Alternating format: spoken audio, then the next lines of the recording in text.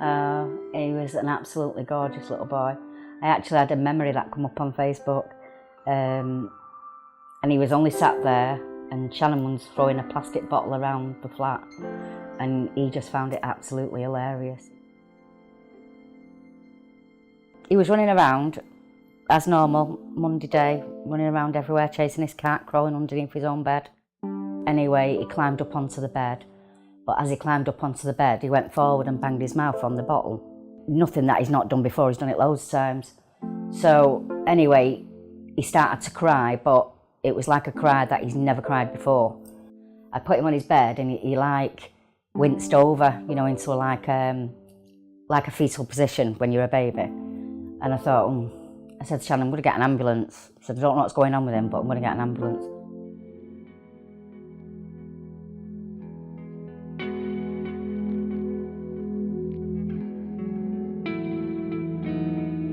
So I said, right, okay. He'll be running around in 3 days.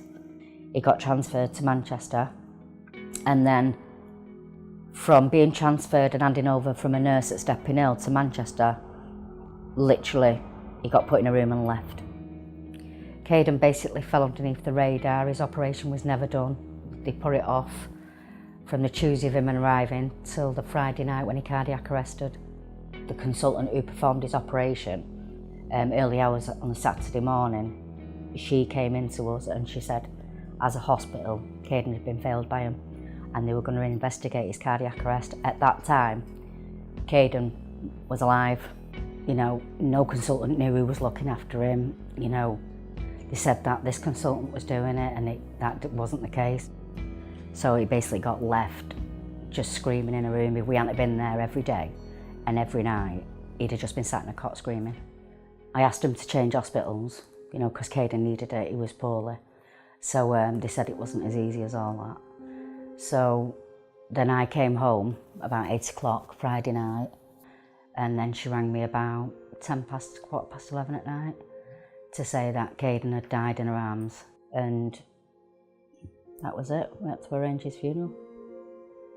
I brought legal action really quick because I wanted, not knowing, because I'd never dealt with anything like this before, and I knew that they'd neglected him, and I wanted to know why. Obviously it went to inquest, and then they got a verdict of natural causes due to neglect from the hospital, because Kayden was left too long for his operation.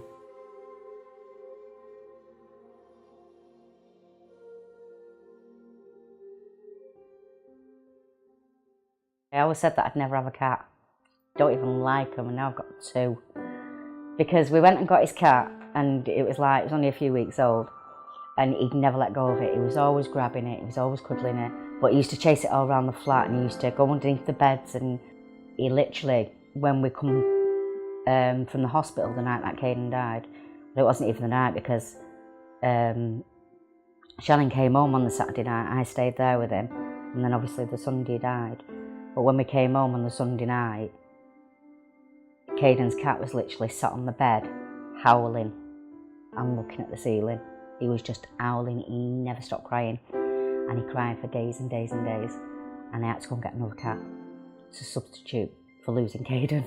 So I ended up with 2 cats. And I don't really like cats.